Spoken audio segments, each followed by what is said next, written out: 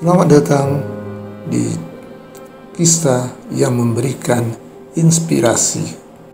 Kisah kali ini terjadi sekitar tahun 2700 sebelum Masehi di Mesopotamia. Judul kisah kita kali ini adalah Gilgamesh, Raja yang Mencari Keabadian.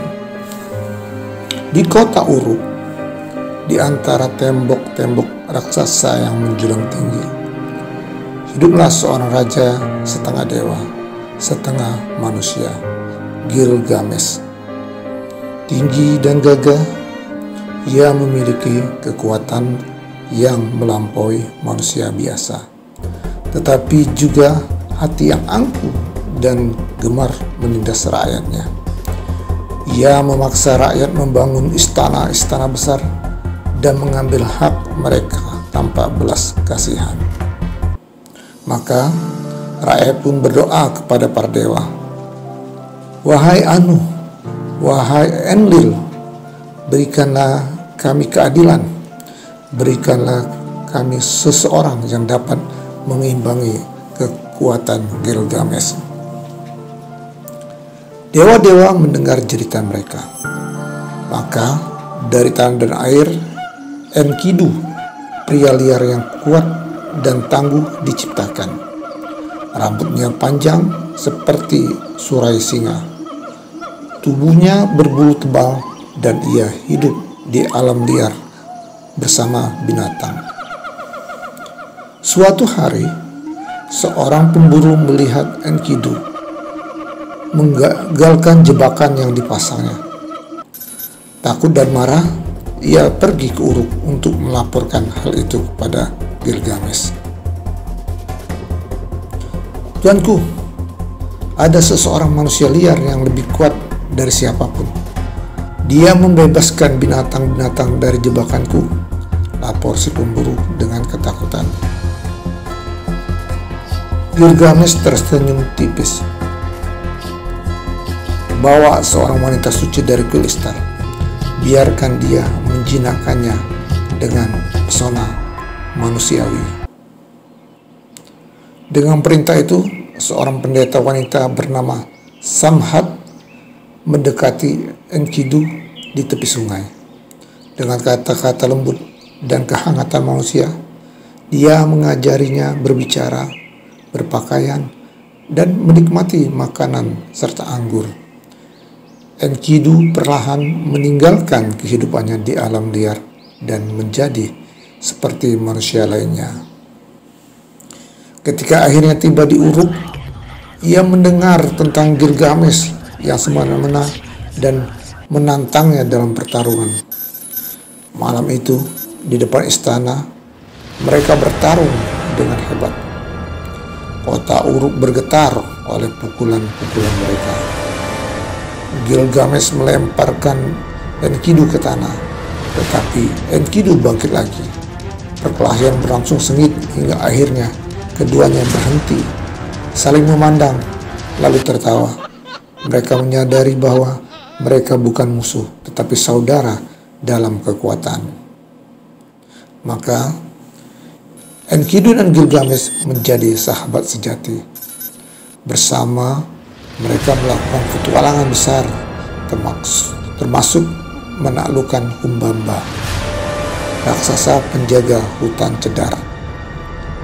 Mereka menebang pohon suci, membunuh sang raksasa, dan membawa kayunya ke Uruk.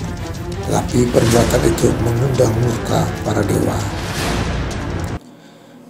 Dewi Istar yang jatuh cinta kepada Gilgamesh menawarkan dirinya, tapi sang raja menolaknya dengan kasar, mengingat bagaimana ia telah mencelakai para kekasih sebelumnya.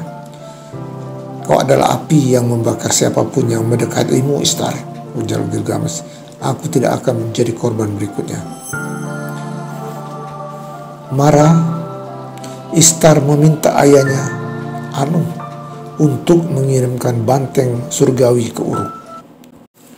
Binatang buas itu mengamuk, membunuh banyak rakyat. Namun dengan keberanian dan persahabatan mereka, Gilgamesh dan Enkidu membunuh banteng itu. Para dewa semakin murka. Salah satu dari mereka harus mati. Diputuskan para dewa. Malam itu, Enkidu jatuh sakit. Ia mengigau dan berbicara tentang dunia bawah yang suram. Setelah berhari-hari dalam penderitaan, ia akhirnya meninggal, meninggalkan Gilgamesh dalam duka mendalam. Gilgamesh yang selama ini merasa tak terkalahkan, kini ketakutan akan kematian. Jika Enkidu bisa mati, maka aku pun bisa, pikirnya. Dengan hati penuh ketakutan, ia memulai perjalanan mencari Utnapishtim, manusia yang diberkati dengan keabadian setelah selamat dari banjir besar.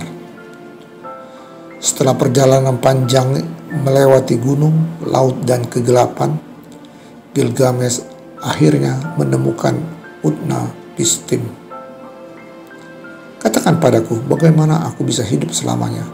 tanyanya dengan penuh harap. Utnapishtim tersenyum pahit. "Keabadian adalah hak para dewa, bukan manusia. Namun jika kau bisa tetap terjaga selama 6 hari 6 malam, mungkin kau layak mendapatkannya." Gilgamesh mencoba, tetapi ia kelelahan dan tertidur. Saat ia terbangun, Utnapishtim hanya menggeleng. "Kau bahkan tak bisa mengalahkan tidur. Bagaimana kau ingin mengalahkan kematian?"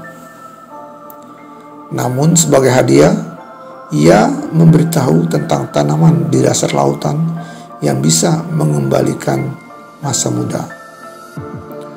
Dengan sekuat tenaga, Gilgamesh menyelam dan mengambil tanaman tersebut.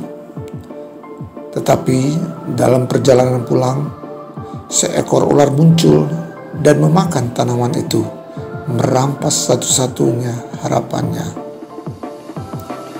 Gilgamesh jatuh berlutut, menangis. "Segala perjalananku sia-sia. Aku tidak bisa melawan takdir manusia."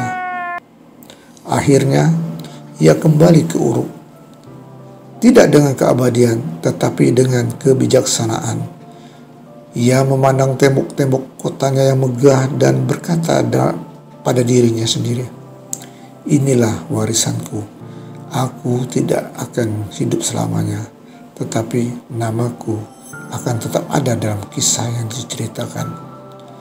Dan begitulah Gilgamesh menerima nasibnya.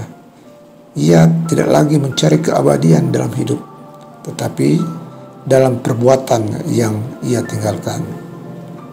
Kisahnya bertahan hingga kini sebagai pelajaran bagi mereka yang takut akan kematian, bahwa yang abadi bukan tubuh, melainkan jejak yang kita tinggalkan dalam sejarah.